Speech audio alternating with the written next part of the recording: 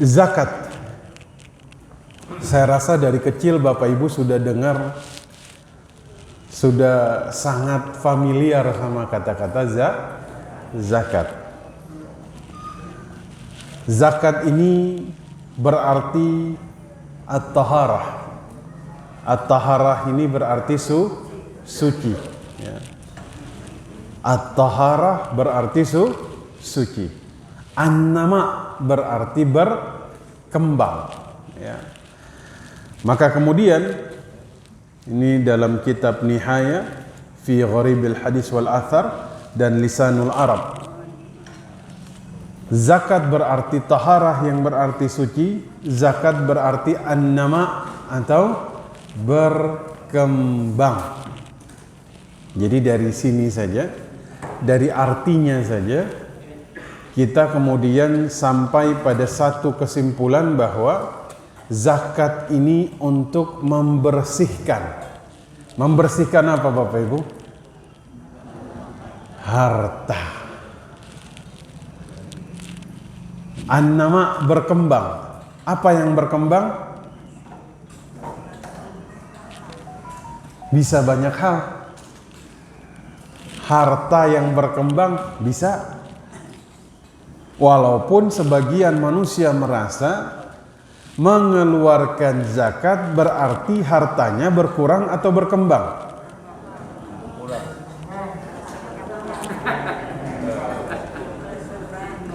Berkurang kan? Makanya Nabi itu menegaskan dalam hadis, manaqasat, tidak akan berkurang harta seseorang dengan sedekah, bal yazdad, tapi dia bertambah. Tapi bertambah di sini banyak artinya. Kadang-kadang Allah berkahi sehingga sisa hartanya akan kemudian membahagiakan dia, akan mencukupkan dia. Nah, itu arti dari zakat, taharah dan an-nama yang berarti suci dan berkembang. Ya. Nah, secara dalam syarah Al-Mumti' dikatakan terminologi zakat. Zakat ini berarti beribadah kepada Allah Subhanahu wa ta'ala dengan cara mengeluarkan harta. Berarti salah satu cara di dalam beribadah dalam bab harta yaitu mengeluarkan zakat. Dan zakat ini diperuntukkan kepada kelompok tertentu. Jadi zakat ini diperuntukkan kepada kelompok tertentu. Dia enggak umum. Tidak umum diberikan kepada siapa saja. Nah, dalam surat Al-Baqarah ayat 110 ya, kita menemukan bahwa perintah salat ini selalu digandeng dengan perintah zakat.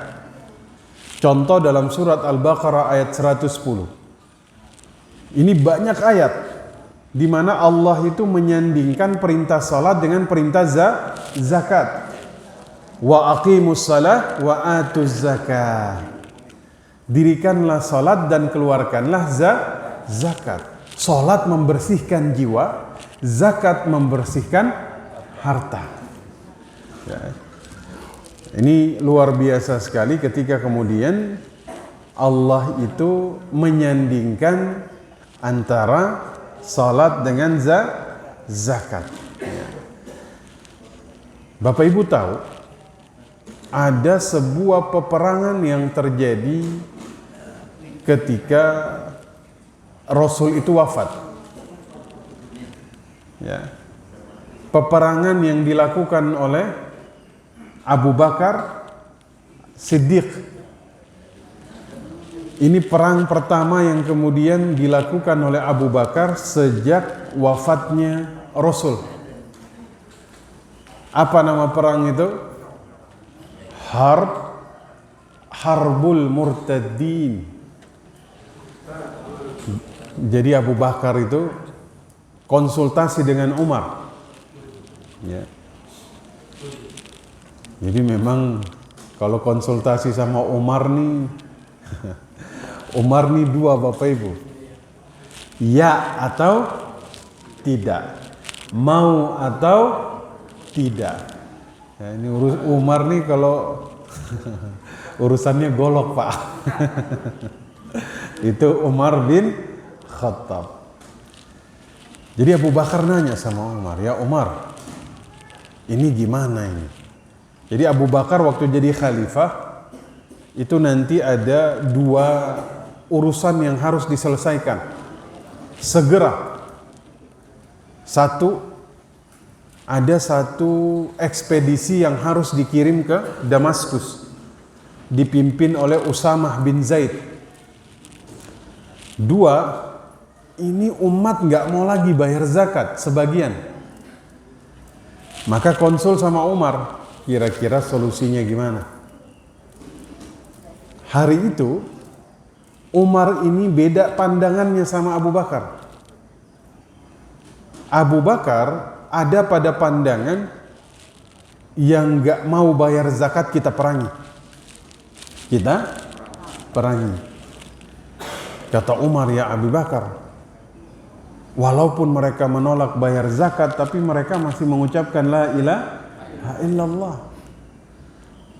Ini beda pandangan antara Umar dan Abu Bakar. Tapi keputusannya diperangi yang enggak mau bayar zakat. Maka terjadilah sebuah peperangan yang terjadi pada zaman Abu Bakar, yaitu perang melawan orang yang enggak mau bayar zakat. Banyak pertimbangan mereka pada saat itu.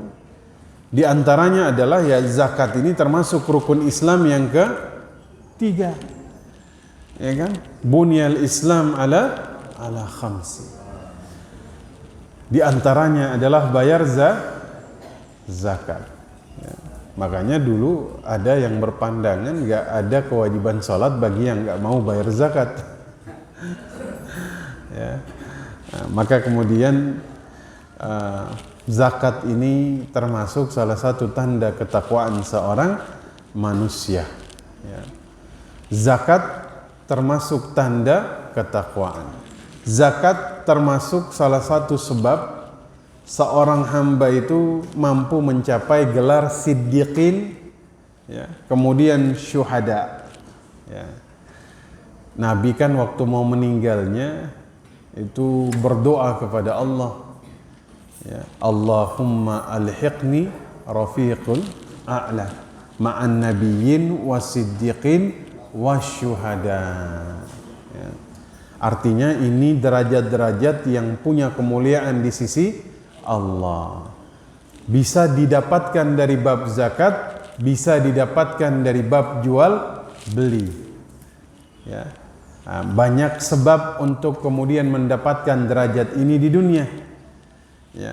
Di antaranya kemudian adalah seseorang dia mengeluarkan zakat. Jadi Allah memudahkan seseorang berdasarkan kemampuan dia di dalam beramal. Nah, artinya zakat termasuk satu perkara yang bisa membuat manusia bisa mencapai derajat ini. Amin ya rabbal alamin. Nah, kita lihat dulu mapping zakat dalam satu instrumen sedekah. Ya. Sedekah ini kan sebutan yang umum terhadap semua instrumen yang sifatnya tabarru di dalam Islam. Tabarru ini artinya kebaikan. Sedekah. Kadang-kadang Allah sebut zakat ini dalam Al-Quran dengan sebutan sedekah. Khudh min amwalihim sedekah. Ya, ambil dari harta kalian sedekah. Nah, itulah zakat. Jadi sedekah ini umum. Sedekah terbagi dua. Ada yang sifatnya harta, ada yang sifatnya non harta. Ya. Apa sedekah yang sifatnya non harta? Banyak. Tabassumuka fi wajhi akhik sadaqah. Imatatil adza anit tariq, sadaqah. Lagi jalan kemudian ada batu di jalan diangkat, pecah belingnya, sedekah, ya kan? Nasihat kebaikan bagi saudara kita, sedekah. Ya. Ucapan-ucapan kebaikan kepada saudara kita, sedekah. Itu sedekah yang sifatnya non materi. Nah, ada sedekah yang sifatnya mal, harta. Nah, yang sifatnya harta ini terbagi dua. Ada yang wajib, ada yang sunnah. Yang wajib apa saja? Zakat, nazar, warisan. Yang sunnah apa saja? Lebih banyak lagi. Wakaf, infak, apalagi? Hibah, wasiat. Nah, itu termasuk bab sedekah dari yang sunnah. Kira-kira dari satu rangkaian sedekah ini, Bapak Ibu yang nggak bisa melakukan yang mana? Yang belum bisa dilakukan atau dikeluarkan yang mana? Wakaf. Kalau nggak bisa wakaf, kira-kira ada yang lain? Kalau nggak bisa berwakaf, kira-kira ada yang lain pilihannya? Ada. Apa itu? Infak. Infak nggak bisa? Hibah. Hibah nggak bisa? Ya sudah, senyum aja sudah kalau nggak bisa.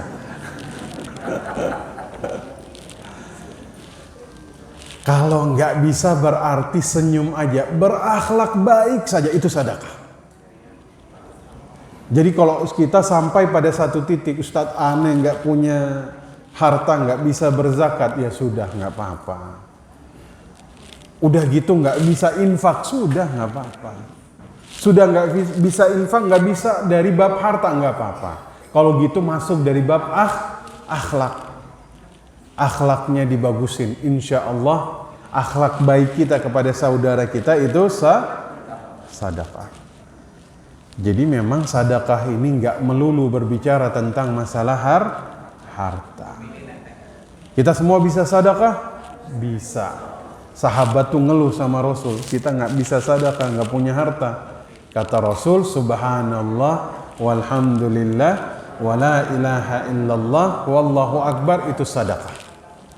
Ya, nah, jadi berarti zakat ini ada dalam satu rangkaian instrumen sedekah yang sifatnya wajib. Wajib. Ya, maka di Indonesia ini muslimnya kira-kira jumlahnya berapa Bapak Ibu? 250 juta. Kurang lah ya. Potensi zakatnya berapa? Potensi zakat kita itu 240-an triliun. 240-an. Ini data dari Basnas, Badan Zakat Nasional. Ini proyeksi. Kalau dibilang proyeksi berarti gambaran. Kalau semuanya bayar zakat yang terkumpul segitu. Kenyataannya yang terkumpul hanya berapa? 7 triliun dari 240. Berarti berapa persen yang bayar? Berapa Bapak Ibu? 3. Ya kita husnuzon. Sisanya ini mungkin bayar langsung ke fakir miskin. Ini husnuzon kita. Husnuzon. Ya. Ini cara kita memenuhi hak sesama muslim. Mencoba mencari pembenaran terhadap mereka. Ya. Sisa 97 mungkin dia bayar langsung, ya kan? Ya, karena kalau nggak dibayar kita lihat dulu. Jadi memang bahas sesuatu itu bahas dulu ancamannya. Bahas dulu ancamannya. Biasanya orang kalau sudah tahu hukumnya, ya, jadi Abdullah Huzaifah al-Yamani dia tanya kepada Rasul ancamannya dulu. Keburukan yang kemudian dia tanya agar kemudian dia ini takut.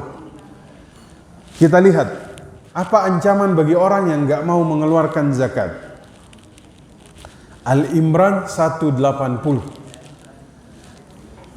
Di sini Allah berfirman, "Wala yahsabanna alladhina yabkhaluna bima atahumullahu min fadlih." Apa Allah katakan? Sekali-kali janganlah orang yang bakhil dengan harta yang Allah berikan kepada mereka dari karunia Allah menyangka huwa khairan lahum bal huwa syarrul lahum. Tapi jangan sangka dia mengira dia tahan hartanya itu adalah Abi Hurairah dalam hadis dikatakan bahwasanya qala Rasul sallallahu alaihi wasallam, man atahallahu malan, barang siapa yang kemudian Allah berikan kepadanya harta, falam yuaddi zakatahu, dan tidak dia bayarkan zakatnya, muthila lahu yaumal qiyamati syuja'an aqra' lahu zabibatani, maka nanti hari kiamat harta yang tidak dia keluarkan zakatnya akan dirubah menjadi seekor ular jantan yang beracun, akan dikalungkan di lehernya. Kemudian dia akan memakan pemiliknya. Kemudian dia akan mengatakan, ana maluka, ana kanzuka. Saya hartamu yang tidak kamu keluarkan zakatnya. Masya Allah. Bapak Ibu takut ular? Saya tuh pernah nggak keluar rumah, nggak duduk di teras rumah, hampir 3 bulan. Jadi kalau keluar tuh saya lihat dulu, gara-gara ada ular yang lewat di depan teras. Saya tuh paling takut sama ular, hatta ular mainan, Pak. Walaupun ular mainan, saya takut sama ular, ini luar biasa. Lihat di TV saja takut saya. Langsung keringat tangannya. Apalagi lihat aslinya. Apalagi dikalungkan di leher saya. Waliyadzubillah. Ini kan serem banget ya.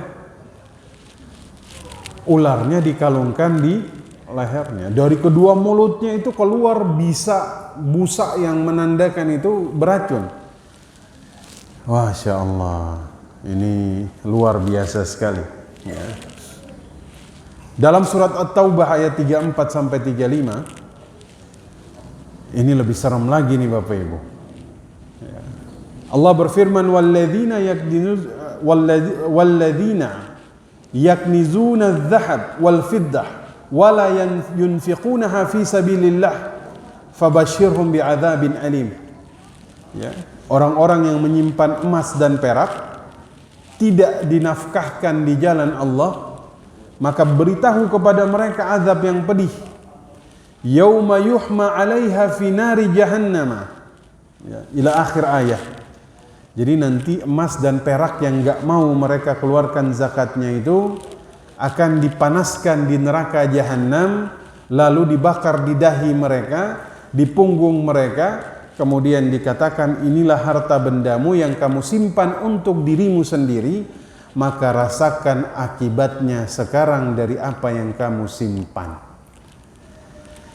Masya Allah. Bapak Ibu pernah betisnya kena knalpot? Pernah ya? Panas enggak? Panas. Pernah megang panci yang lagi melepuh? Pernah ya? Panasnya luar biasa. Ya. Apalagi jika ini sengaja dipanaskan besinya terus ditaruh di dahi dan lambung kita, waliyadzubillah. Maka ini ancaman luar biasa sekali, ya. Jika kemudian seseorang dia tahu hukuman-hukuman dan ancaman bagi yang nggak mau bayar zakat, seharusnya ini membuat dia kemudian bertaubat dan dia kemudian membayar zakat. Ya, masya Allah. Ya. Bahkan ada yang kemudian berpandangan yang nggak mau bayar zakat itu masuk kategorinya murtad. Murtad karena dia mengingkari kewajibannya. Ya. Ya, maka ini kan luar biasa sekali ketika kemudian Abu Bakar memerangi orang yang enggan bayar zakat. Ya, subhanallah. Mudah-mudahan saudara kita yang belum bayar, Allah berikan hidayah agar kemudian mereka bayar. Ya, ini urusannya luar biasa kalau mengenai zakat. Baik, silakan diminum. Kebetulan udah dibagi semua ini. Ya. Silakan Bapak Ibu. Bismillahirrahmanirrahim.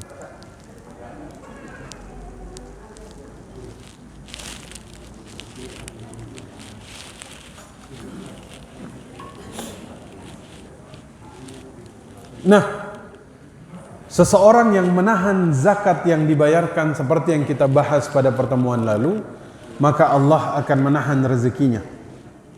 Allah akan menahan rezekinya. Ya.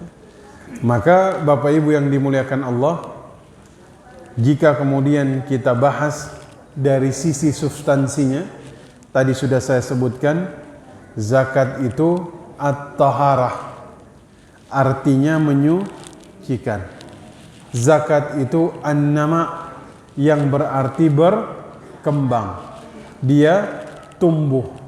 Seperti kita menanam biji, bijinya kemudian tumbuh, dia besar, dia berbunga, dia berbuah.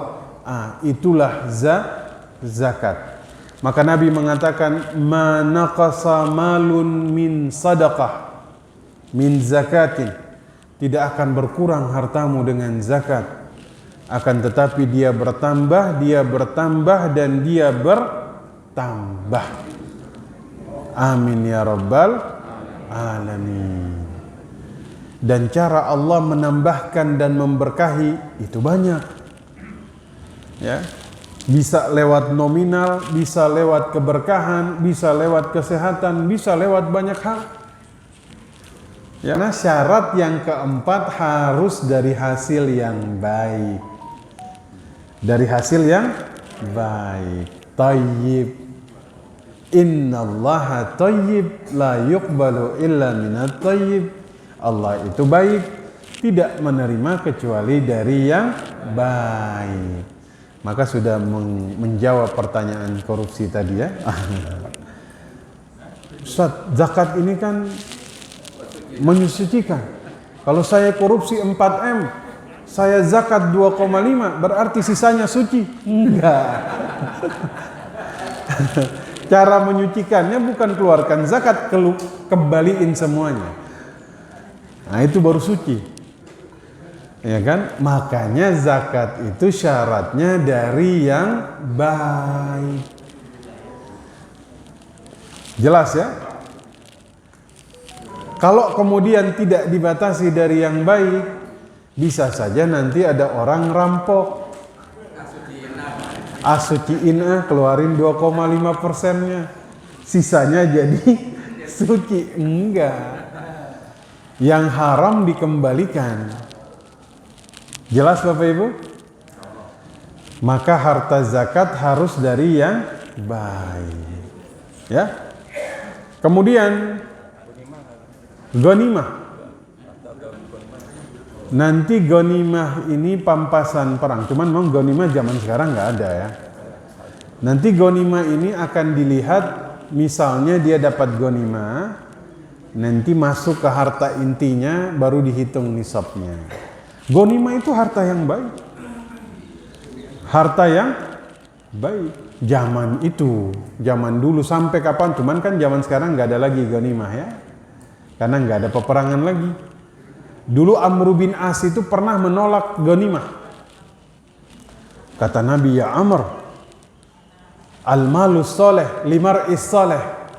Ini ghanimah harta yang baik, engkau orang yang soleh, maka harta yang soleh di tangan orang yang soleh itu sebaik-baik harta.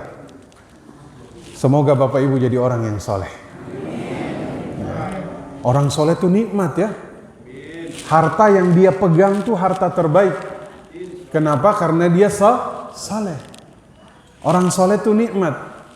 Kenapa? Setiap manusia sholat, dia kebagian doanya. Benar nggak? Dalam tasyahud apa doa kita? Assalamualaikum wa ala ibadiyas salihin. Ini kan diperuntukkan kepada orang-orang soleh. Maka kata Imam Tirmidzi, man arada ala hadha salam alladhi yusallihumun nas fi salatihim wa kun abdan saleh. Barang siapa ingin dapat bagian doa ini, didoain manusia dalam salatnya, maka jadi orang soleh. Kalau jadi orang soleh itu nikmat. Hartanya harta soleh, setiap hari didoain. Insya Allah Bapak Ibu jadi orang soleh. Amin ya rabbal alamin. Kata Ustadz, namanya ganti aja jadi Pak Soleh. Masya Allah.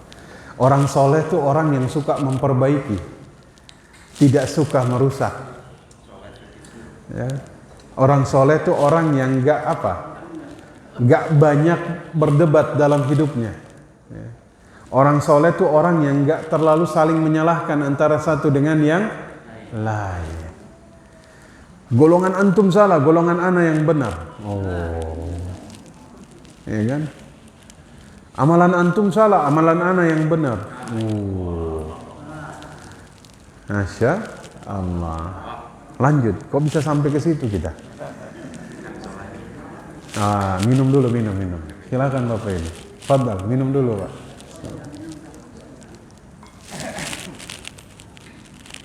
Alhamdulillah.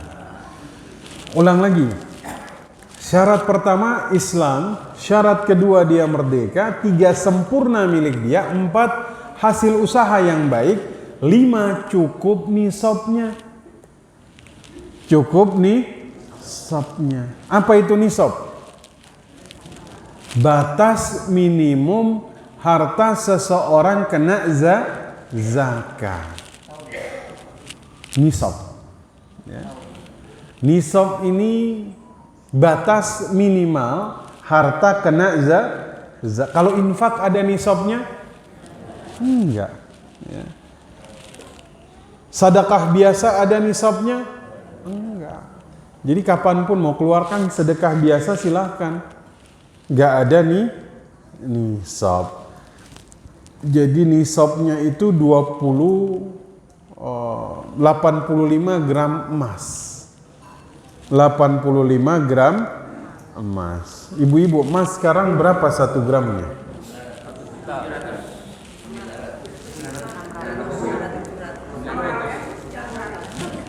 900? Baik. 900.000 kali 85 berapa Bapak Ibu?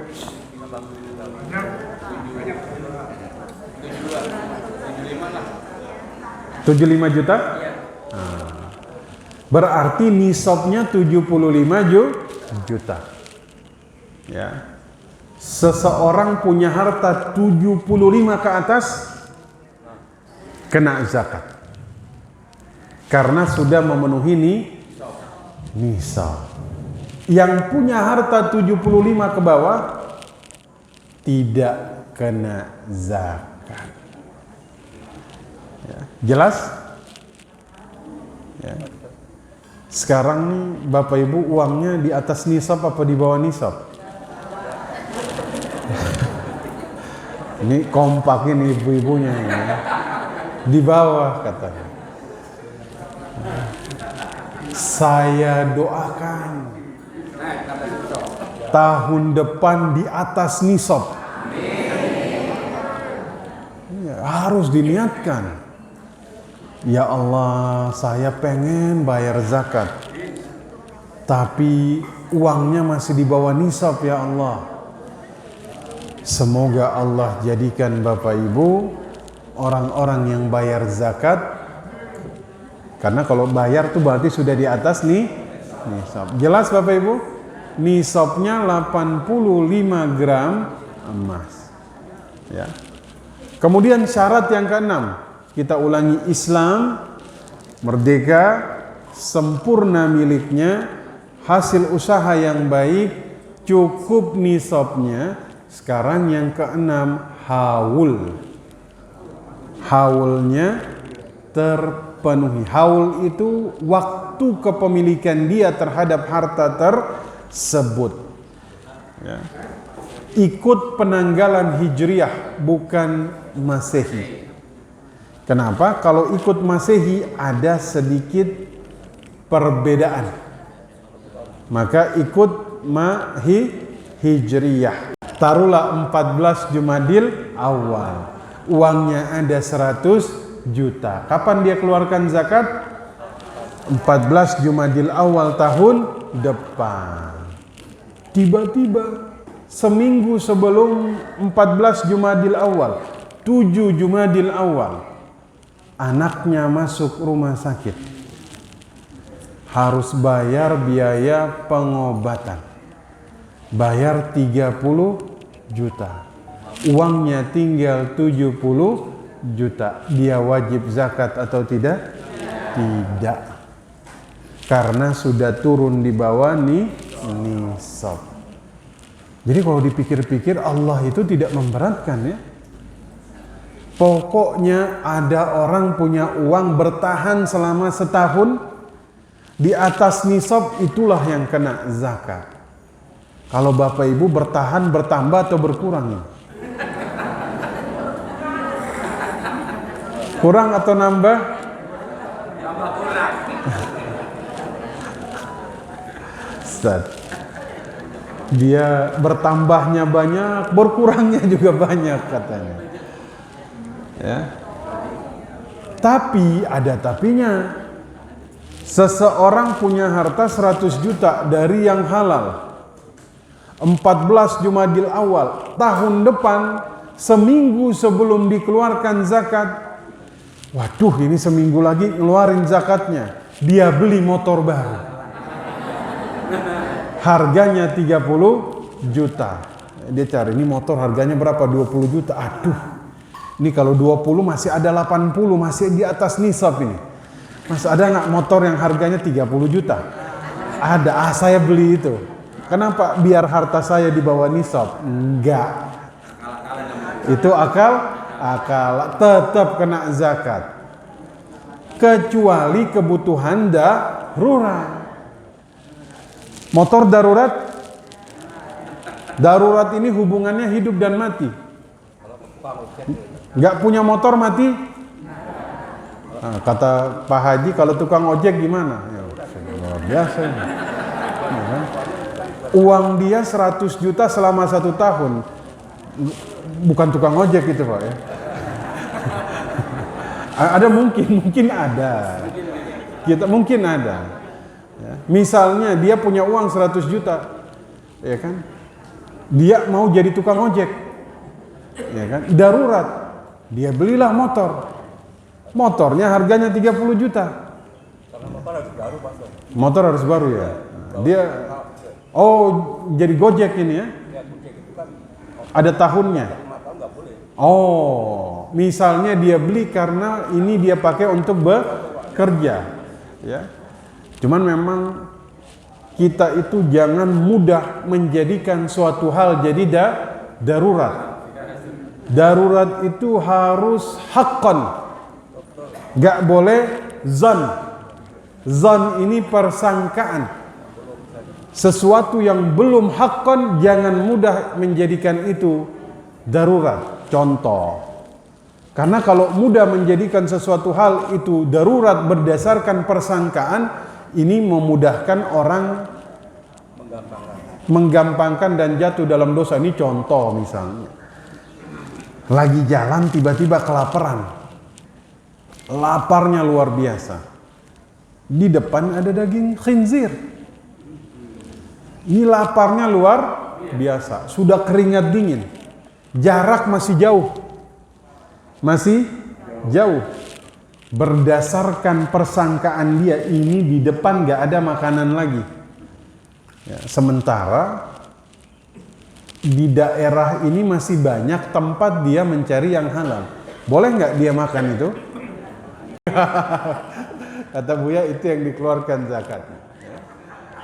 Jadi begitu, jika antum punya kebutuhan yang sulit diprediksi dia darurat atau tidak, dan sudah dekat haul, mending nunggu haul, keluarkan zakat baru beli. Itu lebih aman. Kecuali yang darurat, saya bilang anak mau operasi, jangan operasi dulu, darurat. Jangan operasi dulu ya nak, tunggu haul bapak keluarin zakat baru operasi. Jangan, itu darurat. Nanti kapan-kapan kita bahas fikih darurat nanti di sini ya. Amin ya rabbal alamin. Baik. Nah itu syarat-syarat zakat. Nah sekarang kita masuk di mustahik. Kita belum masuk dalam contoh kasus ya, ini masih mustahik. Ini mau tanya jawab atau lanjut dulu? Lanjut mustahik dulu ya. Nah, mustahik itu apa Bapak Ibu? Orang yang berhak bayar, terima zakat, kebalik. Tadi syaratnya muzaki. Nah, sekarang syaratnya mustahik. Tadi syarat muzaki, sekarang syarat mustahik. Siapa sih yang berhak terima zakat? Satu, fakir miskin. Apa itu fakir miskin Bapak Ibu? Orang yang tapi tidak mencukupi baik. Harta dalam Islam artinya al-mal. Dalam definisi yang lain, harta ini al-qiyam. Al-qiyam ini berarti tiang. Salat itu qiyam.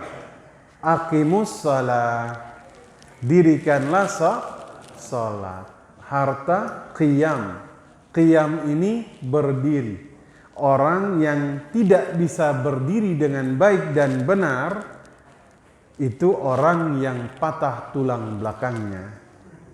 Orang yang patah tulang belakangnya disebut fakir, sehingga mereka tidak bisa bekerja, mencari uang, sehingga mereka berhak dapat zakat. Itu fakir miskin. Miskin orang yang bekerja tapi tidak memenuhi kebutuhannya. Itu miskin. Fakir sudah tidak bisa bekerja, patah tulang belakangnya, gak bisa ikhtiar.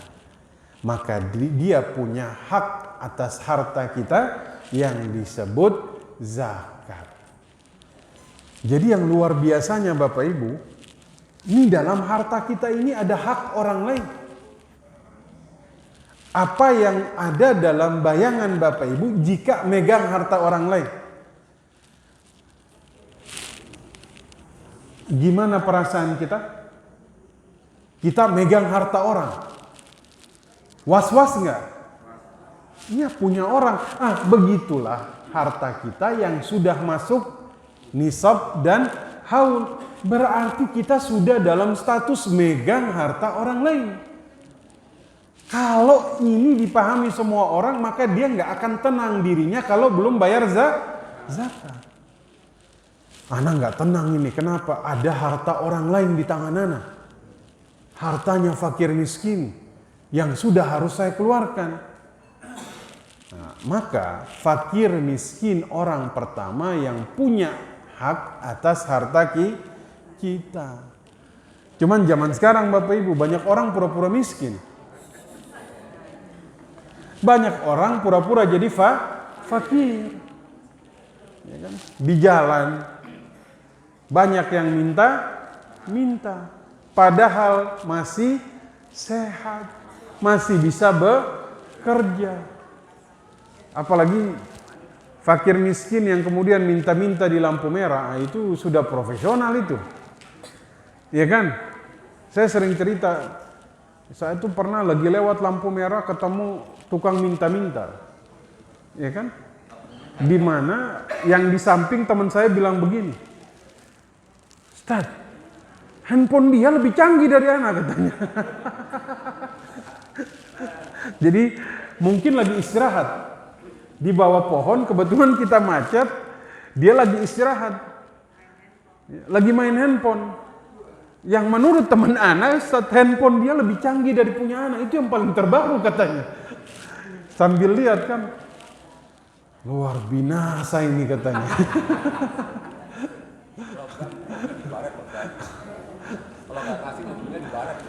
Bila dibaret kalau nggak dikasih.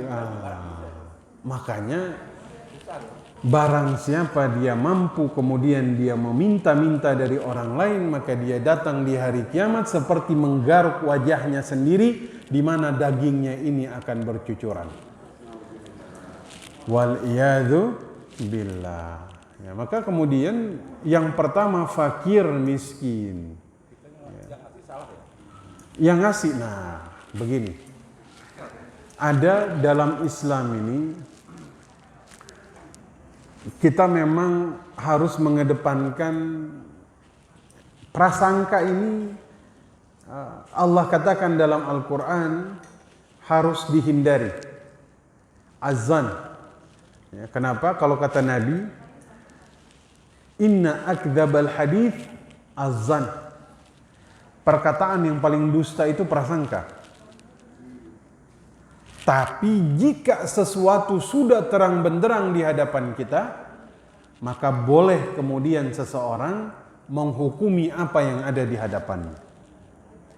Misalnya, kita keluar dari sini, tiba-tiba ada orang datang minta bantuan. Apakah kita hukumi sama dengan yang di lampu merah? Titik ini kita nggak boleh dulu berprasangka, karena yang ada di hadapan belum jelas hukumnya. Kita kasih, kita apa? Silahkan. Tapi sesuatu yang sudah jelas di hadapan, kita sudah bisa menghukumi, tidak kita kasih. Mendingan kita kasih saja kepada orang yang memang bekerja, tukang gali jalan, minimal dia ada ikhtiar. Ya, tukang sampah. Tapi jika suatu saat kita kasih dia di lampu merah atas dasar iba kita, mudah-mudahan Allah ganjar dengan pahala yang besar. Amin ya rabbal alamin. Tapi kalau bisa memilih, kita pilih yang betul-betul ikhtiar, itu lebih baik. Bahaya. Duitnya jasrak. Nah, Balik di mobilnya jalan udah. Oh, itu dia. Iya, bahaya. Kasih marbot kata Ustaz. Ya. Baik. Itu mustahik pertama, yaitu fakir miskin. Yang kedua, amil zakat. Amil zakat. Cuman menarik ini. Amil zakat yang diangkat oleh penguasa. Nah, ini yang kemudian dinamakan amil. Jadi zaman Rasul itu ada yang tugasnya menghimpun, ada yang tugasnya menaksir, ada yang tugasnya membagikan. Termasuk dulu tuh yang pemungut zakat itu Abdullah ibnu Rawahah namanya. Jadi itu dipisahkan. Menaksir, menghimpun, membagikan, menyimpan. Nah, itu. Ya, kalau Abu Bakar karakternya itu semua dihabiskan, bagi kasih habis. Kalau Umar disisain.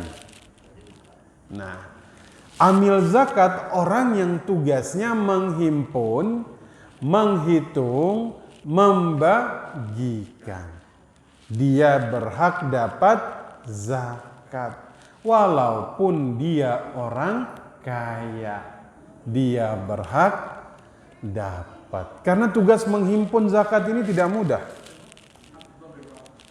Menaksir dan membagikan. Ini bukan tugas mudah. Ya, maka amil zakat berhak dapat zakat. Ya. Nah, selanjutnya mungkin kita sampai mu'allaf dulu ya. Nanti baru kita lanjut di bulan depan. Ya. Oh, tahun depan. Oh iya, Masya Allah. Luar biasa, ini tahun depan ya. Masya Allah. Sehat terus ya.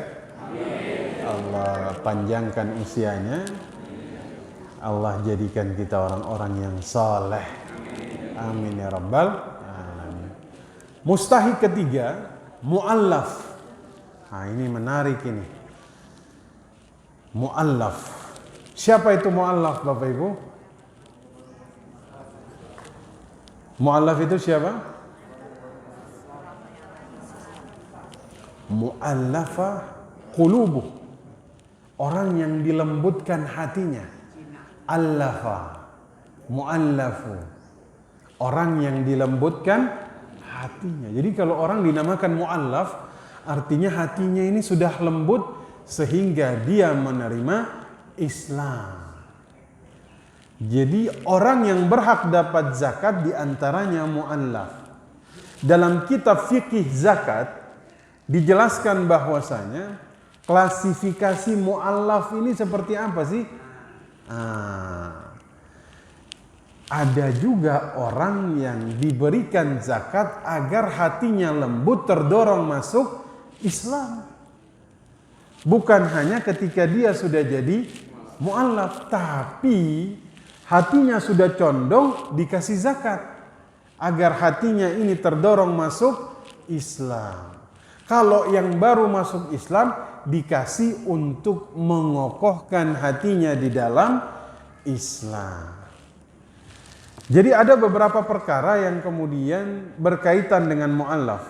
Ya. Anas bin Malik ya, mengatakan bahwa Rasul Shallallahu Alaihi Wasallam selalu memberi setiap kali beliau diminta. Suatu hari kata Anas bin Malik ini seorang sahabat yang senantiasa membantu Nabi. 10 tahun beliau membantu Nabi. Anas bin Malik. Kalau Malik bin Anas, siapa beliau?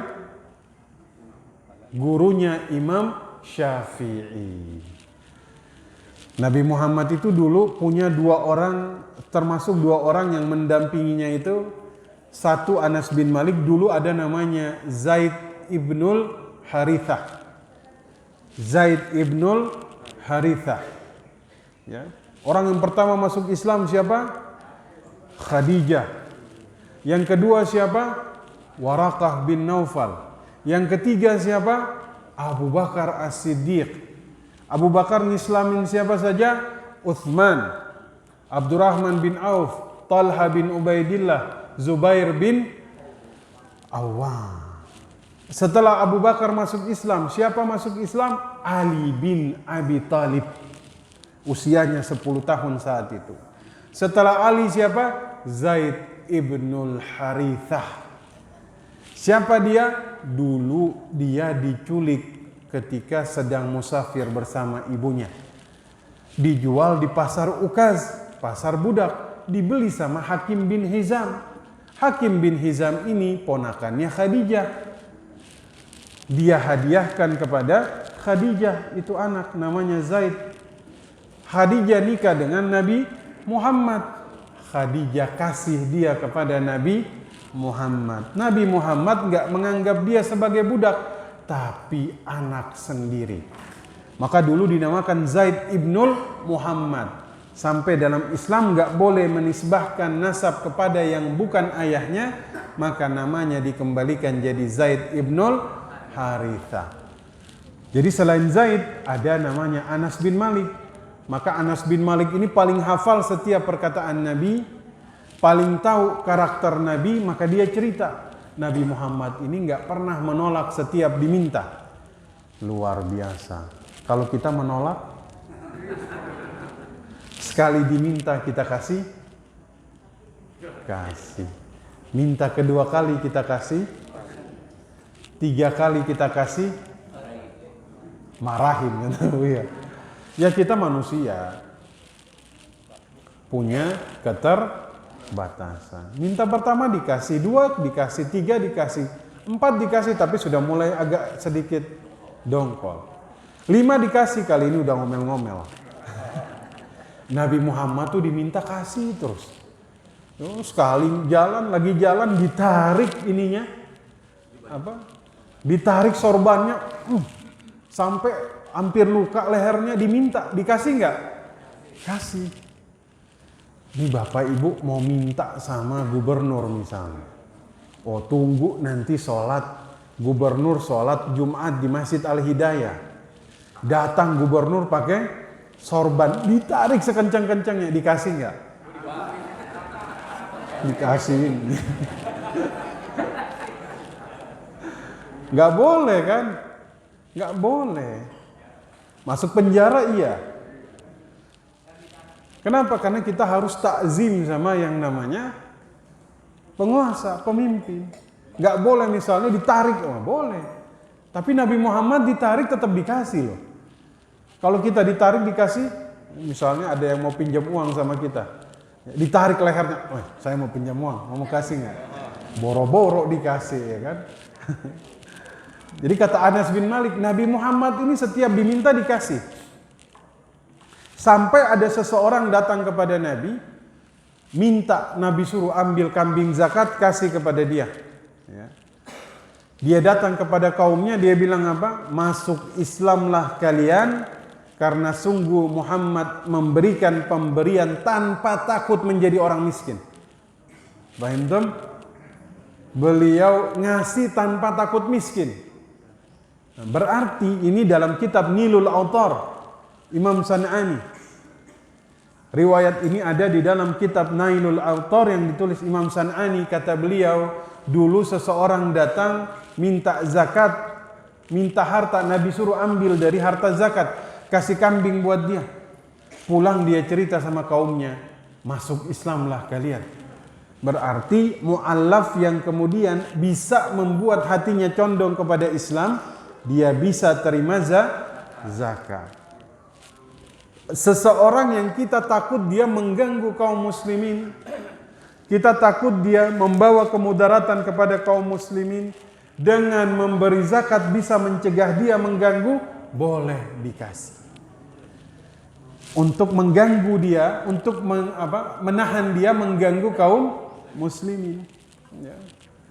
Jadi intinya mu'allaf ini al-mu'allafah qulubuhum, untuk melembutkan hati-hati mereka. Nah, ini pernah terjadi dalam sebuah peperangan. Ya. Masya Allah, itu nama perangnya itu. Masya Allah, Allahumma salli ala Sayyidina Muhammad. Dalam sebuah peperangan di mana ghanimahnya itu paling banyak itu ternak. Ternak. Hunain, Masya Allah. Makasih Buya, subhanallah. Diingatkan sama Buya ini, perang Hunain. Waktu itu ghanimahnya ini ternak banyak. Maka kaum Ansar pada saat itu merasa ditinggal sama Nabi. Mereka sedih saat itu. Mereka duduk, mereka bilang apa? Tatrukuna Rasulullah sallallahu alaihi wasallam. Rasul meninggalkan kita. Padahal kita ikut di perang Hunain. Ya. Beliau justru memberikan harta ghanimah lebih banyak, diantaranya ternak kepada kaum Makkah yang baru masuk Islam. Ya kan? Akhirnya berita ini didengar oleh Nabi Sallallahu Alaihi Wasallam. Nabi datang, ya ma'asyiral ansar. Ya. Kalian mengatakan bahwasanya saya meninggalkan kalian dan kemudian memberikan harta lebih banyak kepada orang Makkah yang baru masuk Islam. Kata Nabi pada saat itu, bukankah dulu kami datang kalian dalam keadaan pecah, Aus, Khazraj. Kami datang maka Allah menyatukan hati kalian. Dulu kami datang Madinah itu miskin, tapi kemudian Allah kayakan kalian. Itu nggak ada yang berani angkat mukanya, diam semua. Tapi kata Nabi, kalian bisa saja menjawab, dulu kalian datang ke Madinah kaum muslimin dalam keadaan terusir, kami menerima kalian. Betul kan? Nabi bilang bisa saja kalian jawab, dulu kalian datang ke kota Madinah dalam keadaan didustakan, kami yang membenarkan kalian. Dulu kalian datang dalam keadaan terhina, kami yang muliakan kalian. Apa kata kaum Ansar? Diam semuanya, nggak ada yang berani jawab. Apa kata Nabi SAW? Yakni mereka itu diberikan untuk mu'allafah qulubuhum, untuk melembutkan hati mereka karena mereka baru masuk Islam. Mereka pulang ke rumah-rumah mereka dengan membawa ternak. Tapi kalian kaum Ansar, kalian kembali ke Madinah membawa diriku. Allah. Ya. Menangis semua kaum Ansar. Maka beliau langsung memberikan nasihat kepada mereka, hatta talqauna fil hud, sampai ketemu di telagaku nanti. Masya Allah.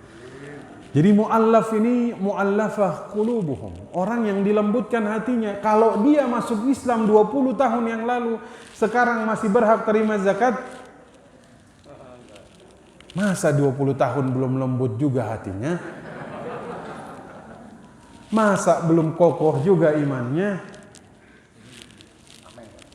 Jadi jangan sampai dijadikan sebagai tameng dan alasan. Kalau baru masuk Islam, iya mu'allaf.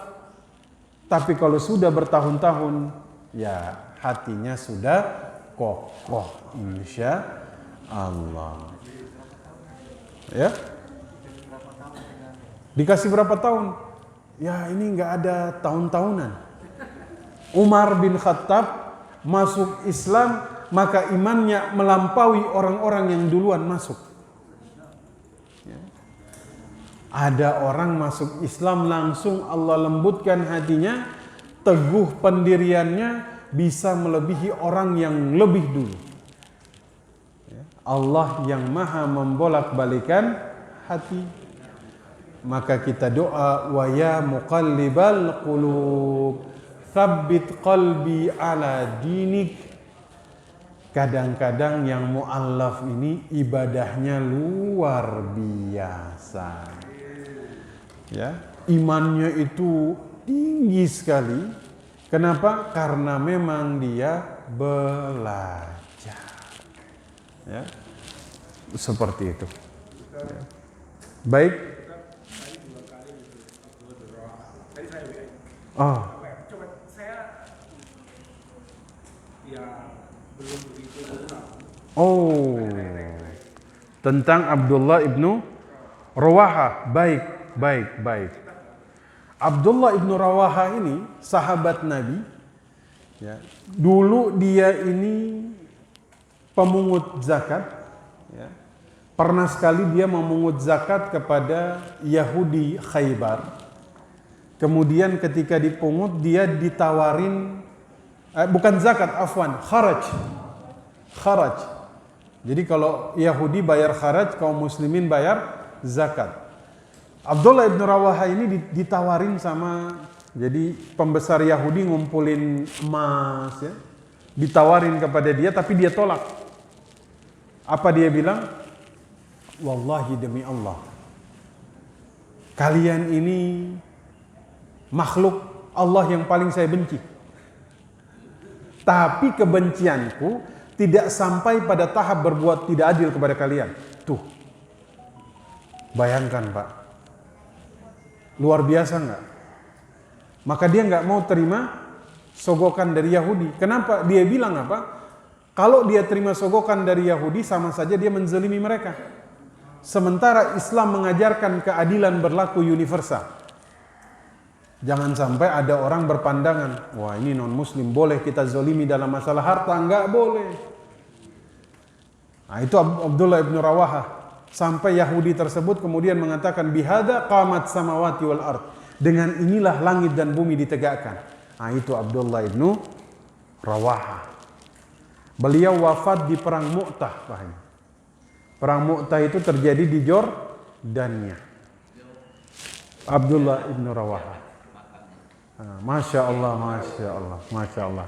Ini saya lihat, jadi ada ziarah ke makamnya. Ya. Beliau itu wafat di perang Mu'tah pada saat itu. Abdullah ibn Rawaha, betul, betul. Ini ada maklumatnya, cuman memang pecah, pecah gambarnya. Yang jelas cuma namanya di atas Abdullah ibn Rawaha. Ya. Insya Allah, mudah-mudahan nanti kita bisa, karena memang sejarah ini mengangkat kisah-kisah dari orang-orang yang orang-orang besar. Ya. Hari ini kita angkat Zaid ibn Harithah, Anas bin Malik, Abdullah ibn Rawaha. Abdullah ibn Rawaha ini wafat bersama dua orang yang lain. Ja'far bin Abi Thalib. Ja'far ini kakaknya Ali. Ya, Abi Thalib punya 3 orang anak, Ja'far, Aqil, Ali. Ya, yang meninggal di perang Mu'tah itu Ja'far, Zaid ibnu Harithah, Abdullah ibnu Rawaha. Ya, nah, seperti itu. Ya, mudah-mudahan Allah Subhanahu wa taala merahmati mereka di dalam kuburnya, dan yang paling utama kita bisa berkumpul bersama mereka. Ini cita-cita terbesar ini ya. Amin ya rabbal alamin. Jadi mu'allaf yang kaya dari Imam Az-Zuhri, ya, ini dalam Musannaf Ibnu Abi Syaibah, mu'allaf yang kaya itu boleh terima harta zakat. Harta zakat. Ya.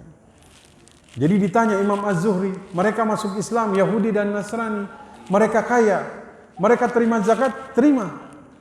Meskipun mereka kaya. Agar apa? Agar mereka tidak merasa diabaikan. Agar mereka tidak merasa tidak dipedulikan. Ya, seperti itu. Nah, saya kira sampai situ dulu. Ya. Silakan Pak Mahmudin. Silakan tanya jawab, tafadhal. Assalamualaikum warahmatullahi wabarakatuh. Waalaikumsalam. Yang pertama itu masalah zakat pedagang, Ustaz. Baik. Kalau tidak salah ini saya, kalau tidak salah pemahaman saya, persediaan barang itu kan harus dibayar zakat. Baik. Jadi kalau seandainya dia usahanya merugi, maka persediaan barangnya harus dibayar zakat juga. Baik. Nah, jadi ada yang besar ya, agak kurang mendorong ini jadinya orang berusaha. Baik, baik. Itu yang pertama. Baik. Yang kedua, bagaimana dengan cara membayar zakat aset? Baik. Zakat aset, ya seperti Pak Mahfud ya, namanya itu. Bagaimana cara membayar zakat bisa di tanah. Baik. Jadi kan tanah mungkin tidak dimanfaatkan maksimal, tapi disewa-sewakan aja. Baik, baik. Baik. Yang ketiga batas ini Ustaz. Batas malam itu berapa lama? Karena Baik. sudah berapa puluh tahun masih belum. Waalaikumsalam warahmatullah. Tadi yang pertama apa tadi? Oh ya. Zakat perdagangan itu dihitung hasil omset akhir. Contoh, Bapak Ibu pengusaha boleh properti misalnya, oke? Di akhir tahun Bapak punya tabungan ada 10 miliar. Oke? Kemudian hasil dari sisa omset dari dagangannya ini ada rumah sisanya 10 biji. Oke? Harga qimah rumah itu 1 M. Berarti berapa zakat yang harus dibayar? Rumah yang belum laku ada 10, berarti 10 M. Tabungan di bank ada 10, berarti 20 M. Zakatnya 20 M kali 2,5%, itulah zakat yang dikeluarkan. Jadi hasil omset yang tersisa di akhir tahun itu kena zakat. Jangan lupa ditambah dengan uang kita yang memang ada di bank. Ingat, kurangi dulu. Oh Ustadz, saya harus bayar pajak, kurangi pajak. Saya harus bayar gaji pegawai, kurangin gaji pegawai. Saya harus bayar hutang, kurangin bayar hutang. Sisa bersihnya bayar zakat. Yang kedua, zakat atas aset. Bapak punya rumah ada 10. Sekarang saya tanya, 10-10-nya ditinggali atau cuman koleksi?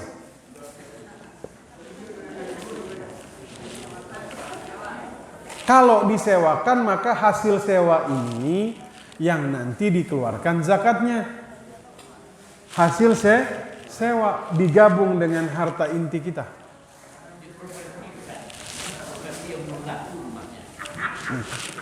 Dikeluarin Bu ya? Keluarin.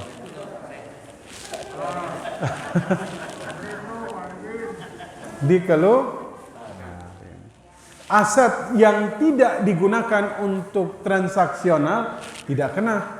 Tapi jika digunakan untuk ngontrak, nanti hasil kontrakannya ini yang dikenakan zakat. Digabung dengan harta intinya dia. Begitupun sewa tanah.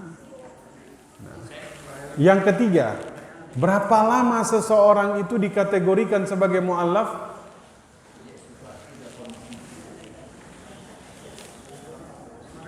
Bisa jadi dia baru setahun tapi sudah mantap hatinya, sudah lembut hatinya, seperti itu ya.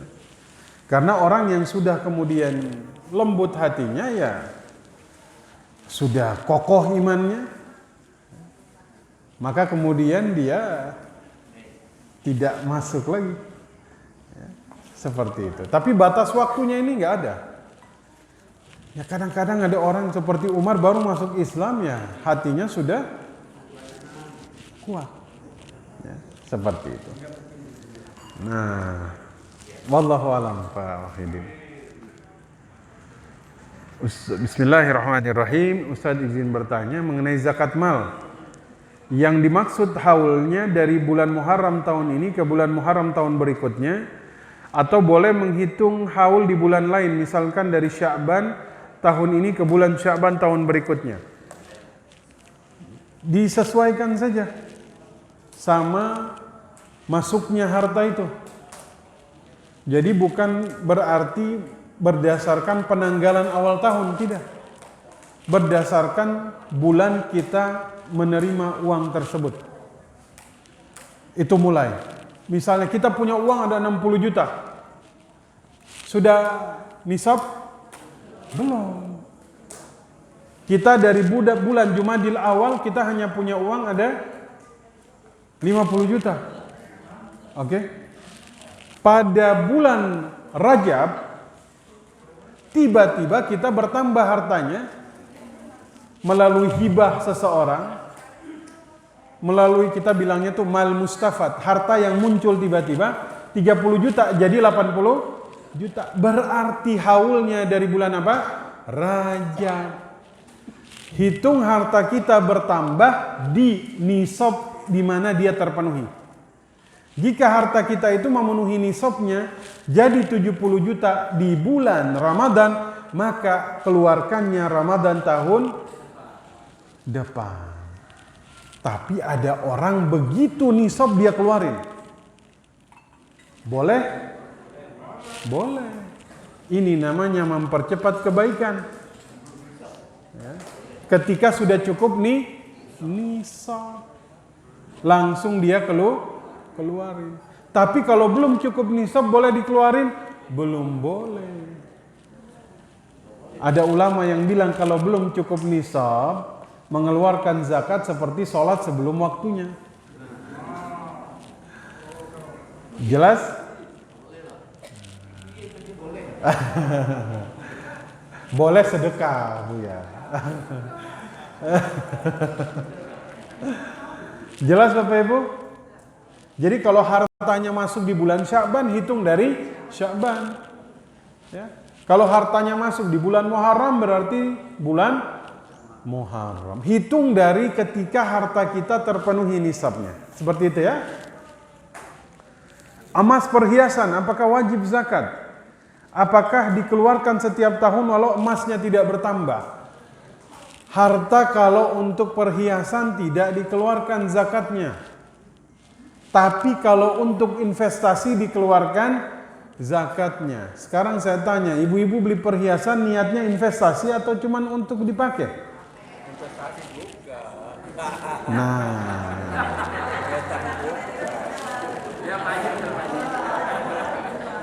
itu pertanyaannya. Belum lagi misalnya emasnya ada 200 gram, semuanya dipakai? Gelang, cincin 5-5-nya emas, anting emas, giginya emas, kalungnya emas. Kenapa pakai semua Ustaz? Biar nggak kena zakat katanya. Pakainya sekali setahun Pak Haji ya. Maka nanti insya Allah akan kita bahas pertemuan depan. Yang jelas saya garis bawahi dulu. Yang dipakai tidak kena zakat, yang nggak dipakai kena zakat. Seperti itu. Apakah dikeluarkan setiap tahun walau emasnya nggak bertambah? Keluarin. Kenapa? Sampai dia di bawah nisab.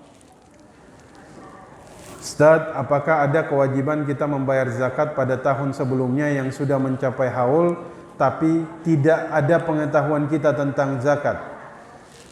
Nah, zakat itu berarti kita berhutang kepada dua.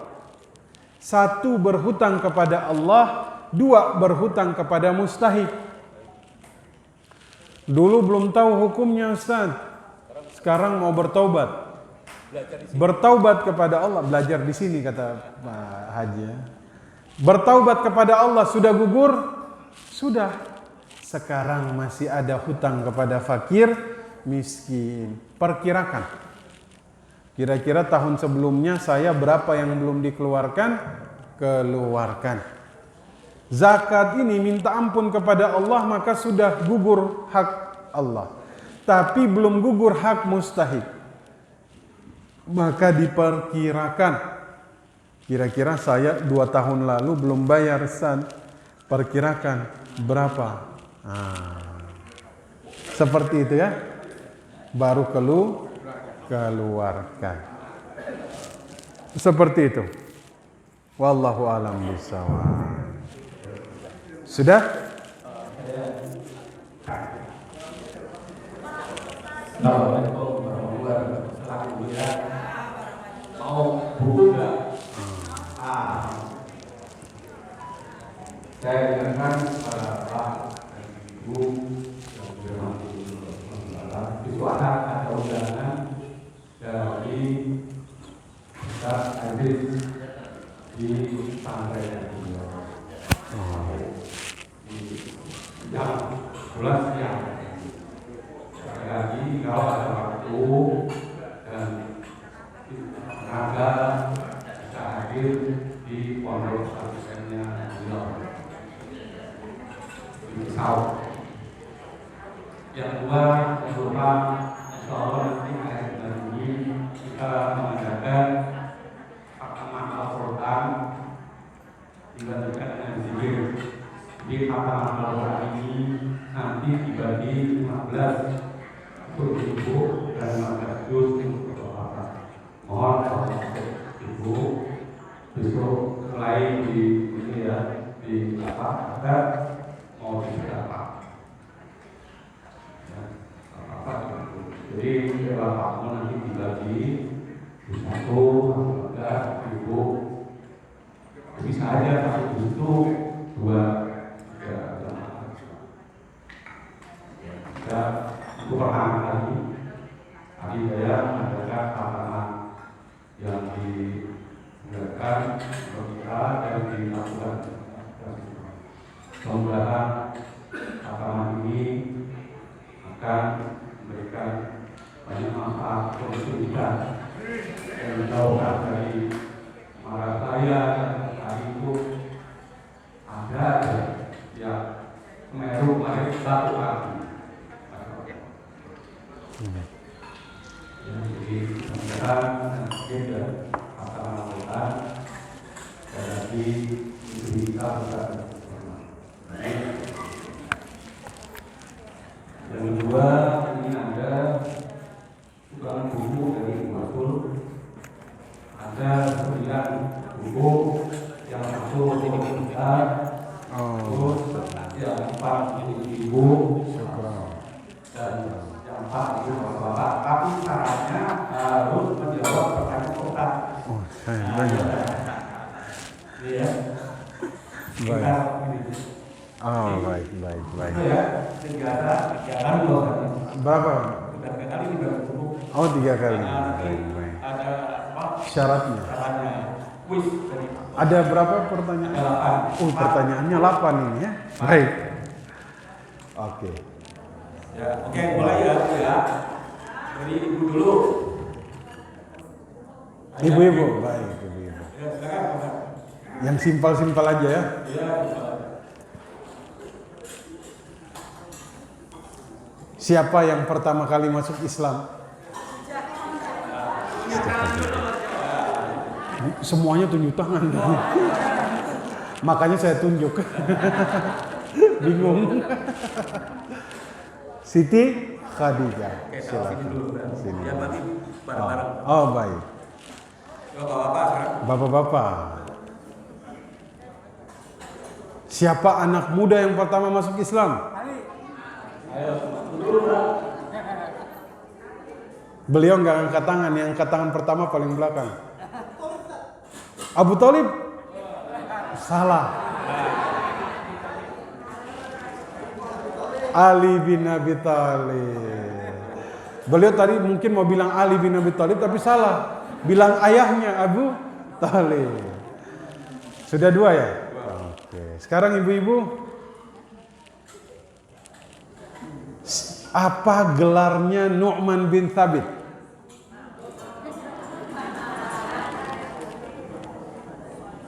Apa gelarnya Nu'man bin Thabit? Salah. Bukan Abu Hurairah. Betul, Abu Hanifah.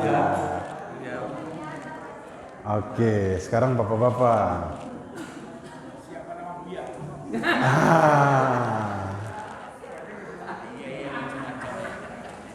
Apa nama ontanya Nabi Muhammad?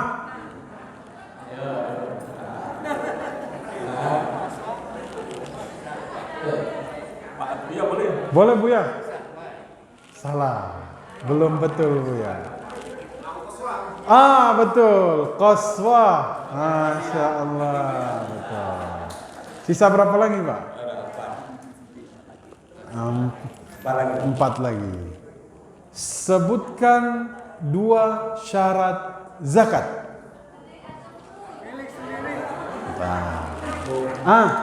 Ibu yang di luar?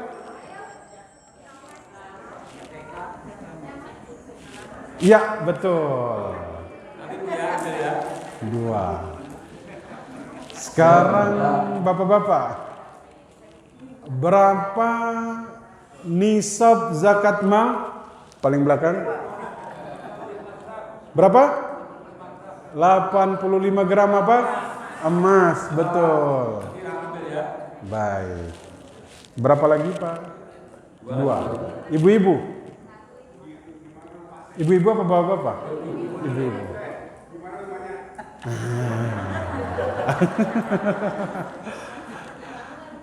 Ini kalau saya tanya, berapa tanggal lahir Buya? Ibu-ibu, pertanyaannya, apa gelar kunyah Imam Syafi'i?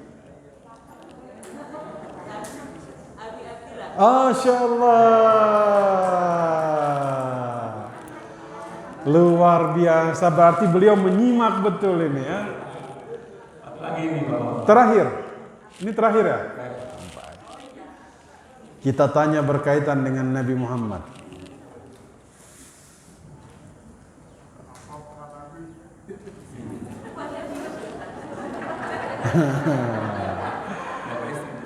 Sebutkan salah satu nama dari putrinya Nabi Muhammad.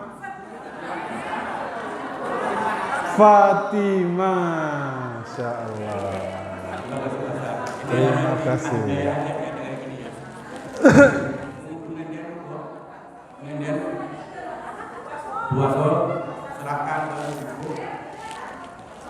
Silakan Ibu, penyerahan hadiah. Enggak, saya yang laki. Yang ibu. Oh, Pak Basul. Silakan Pak Wasul. Nanti. Masya Allah. Pak Basul. Yang dapat penolak kita. Yang laki dulu ya. Ini quotes di atasnya ini luar biasa ya.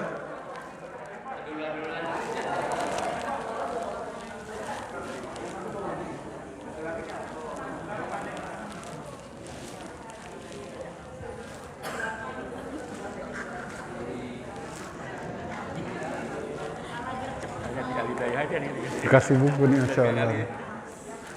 Foto dulu Pak.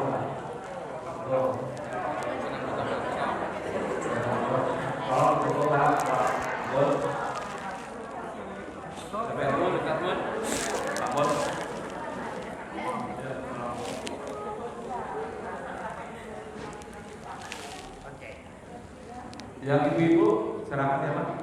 Mungkin mana? Oh. Kemudian udah pulang.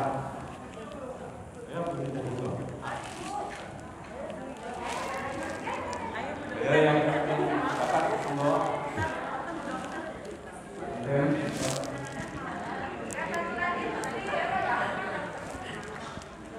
Terima kasih semuanya ya atas kaitannya. Enggak.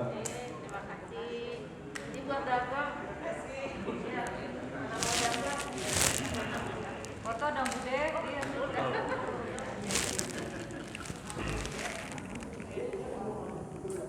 Boleh, silakan. Assalamualaikum warahmatullahi wabarakatuh. Waalaikumsalam. Yang termasuk kaum duafa itu fakir atau miskin apa dua-duanya? Baik. Kemudian yang kedua mengenai pembagian yang berapa asnaf itu ada berbeda-beda pendapat karena ilmu kita mungkin jadi untuk fakir berapa, untuk mu'alaf berapa, untuk amil berapa. Baik. Terima kasih. Baik. Waalaikumsalam warahmatullahi. Du'afa, dhaif, orang yang lemah. Maka fakir miskin jika tidak bisa memenuhi kebutuhannya maka termasuk du'afa. Orang yang hanya bisa memenuhi kebutuhan hari ini tapi besok tidak terpenuhi.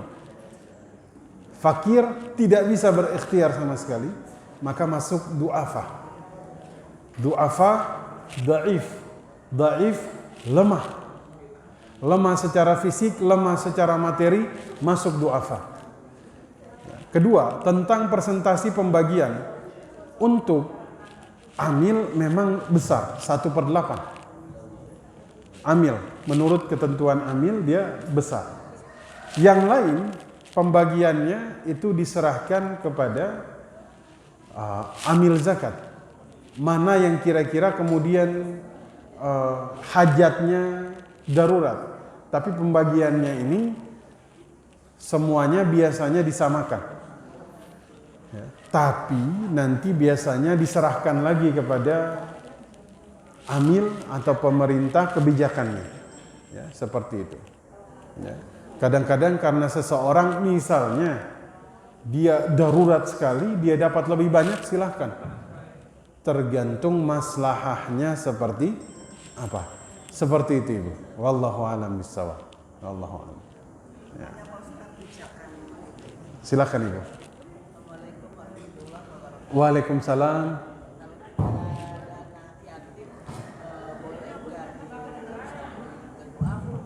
Baik. Oh, ke anak uang zakat diberikan kepada anak yatim, duafa, bangunan masjid. Baik. Bangunan masjid diberikan dari uang zakat? Enggak. Masjid itu dari infak yang lain, sedekah yang lain. Tapi zakat ke anak yatim, lihat anak yatimnya ini masuk kemana? Fakir miskin dapat. Kalau status yatim ternyata dia kaya raya, enggak. Ya, seperti itu, Bu. Ya.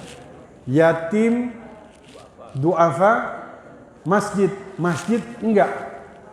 Kenapa? Dia itu dari infak yang lain. Duafa, ya, yatim kalau dia masuk di fakir miskin, dia dapat. Seperti itu. Apalagi misalnya dia yatim, dia fakir, dia belajar agama. Dapat dia. Dia memenuhi berapa kriteria sekaligus. Fakir masuk, sabilillah masuk. Nah, nanti sabilillah ini kita bahas di pertemuan berikut. Seperti itu, Ibu. Masjid nggak ambil dari dana zakat. Ambil dari dana yang lain. Seperti itu, Ibu. Wallahu a'lam. Wallahu a'lam. Waalaikumsalam. Baik. Baik. Baik. Ibu mertua. Zakat ke atas nggak boleh, ke bawah nggak boleh, kiri kanan boleh. Jelas? Yang termasuk nafkah kita itu nggak kita kasih zakat.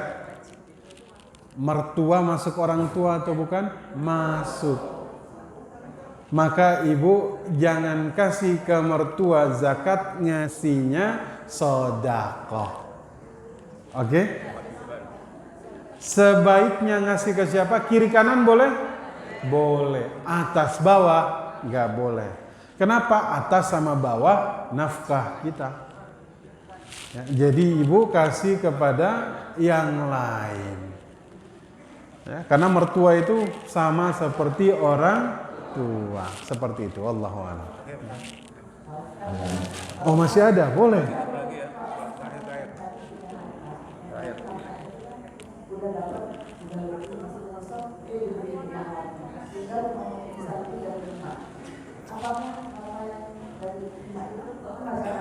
Baik. Baik. Dia beli rumah 5. Uangnya dia habiskan untuk beli rumah. Untuk investasi.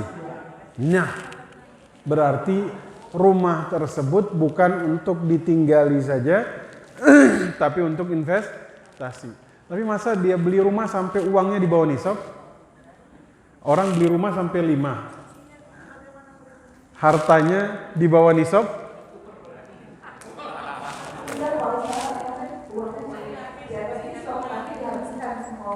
Iya, maksud saya, ada nggak orang punya uang, dia beli rumah sampai 5, sampai uangnya tuh di bawah nisab, ada?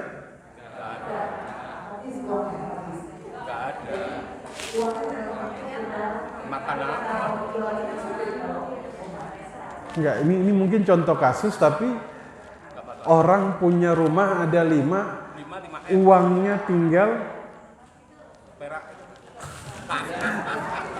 habis. Dia bayar pajak rumah tiap tahun, PBB-nya dari mana? Oh, rumah itu dikenakan zakat atau tidak? Kalau dia meniatkan rumah itu untuk dijual kembali, maka jadilah harta zakat barang dagangan. Itu. Ya. Kalau dia tempati saja, jadi rumah tinggal. Tapi kalau dia beli, ini sengaja saya beli semuanya, agar nanti suatu saat saya jual, jadi harta dagangan. Seperti itu. Tapi insya Allah nanti di pertemuan berikut kita bahas lengkap. Ini masih mustahik ini ya. Bulan depan kita selesaikan mustahik. Ini masih ada zakat pertanian, perniagaan ini masuknya, peternakan, emas. Ya, insya Allah. Masih ada satu lagi, silakan, gak apa-apa. Oh 2, saya kira terakhir nih. Kalau ini Pak Ustadz, di luar itu nanti kan berangkat. Ya. Kalau bisa yang masih berkaitan, karena nanti yang di luar ini masih bulan depan. Silakan.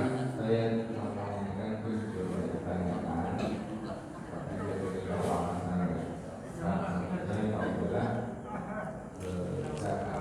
di beberapa ayat disebutkan Ya. sedangkan di alat atau barang bukti ini kan diartikan zakat, padahal ini namanya sedekah. Kira-kira alasannya apa ya? Kembali itu ada makna apa? Kenapa nggak dinama zakat? Baik. Sedekah, baik. Baik. Baik. Kan kemudian kayak juga itu apa namanya juga banyak sekali yang beralasan itu tadi pakai pisau. Baik. Yang ini disebutkan nama pot itu mohon dijelaskan. Baik. Di balik itu sebenarnya maksud pot berarti menyampaikan pikiran itu apa? Baik. Baik. Dalam ayat itu sedekah, zakat disebutkan dengan sedekah. At-Taubah Allah juga sebut sebagai sedekah. Tadi sudah saya jelaskan di awal bahwa zakat termasuk satu bagian sedekah. Sedekah ini kan kalau dalam bahasa Arab itu artinya as-siddiq. As-siddiq ini berarti jujur. Maka zakat bagian dari sedekah karena orang yang melakukan zakat yang diartikan sedekah di sini telah jujur di dalam membuktikan keimanannya kepada Allah. Maka itu orang yang enggan bersedekah disebut orang munafik. Kenapa? Karena tidak jujur di dalam beragama. Ya.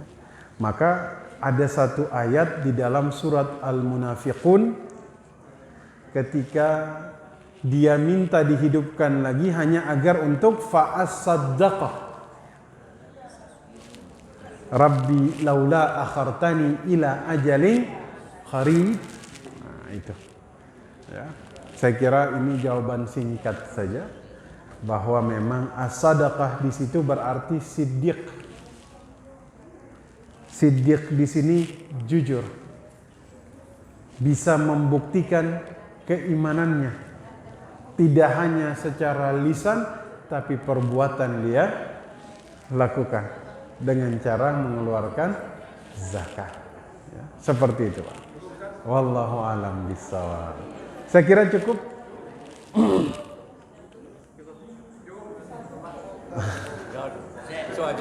Nanti insya Allah nanti tanggung, silakan. Terakhir ya. Terakhir. Waalaikumsalam.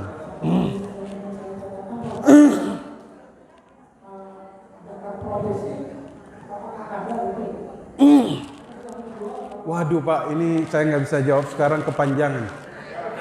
Karena menjelaskan ini nih saya harus lengkap ya. Yang kedua silakan.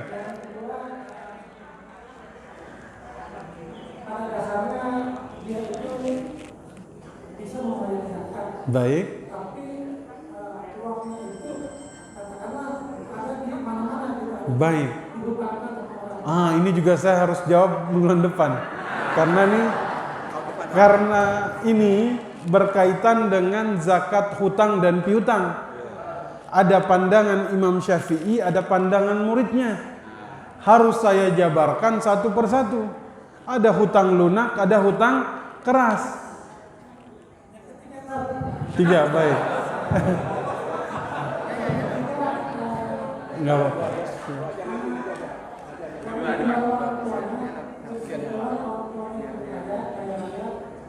Biar datang lagi bulan depan. Biar datang lagi. Orang tuanya kaya, ya kan? Dia mau bayar zakat kepada orang Ditinggal orang tuanya yatim piatu, baik. terus apakah dia wajib membayar zakatnya setiap tahunnya? Dia balik atau tidak? Belum balik, maka nanti yang mengeluarkan adalah walinya. Seperti itu. Walinya yang mengeluarkan zakatnya. Walinya. Setiap tahun. Makanya kata Imam Malik dalam kitab Al-Muwatta, harta anak yatim harus dimudharabahkan.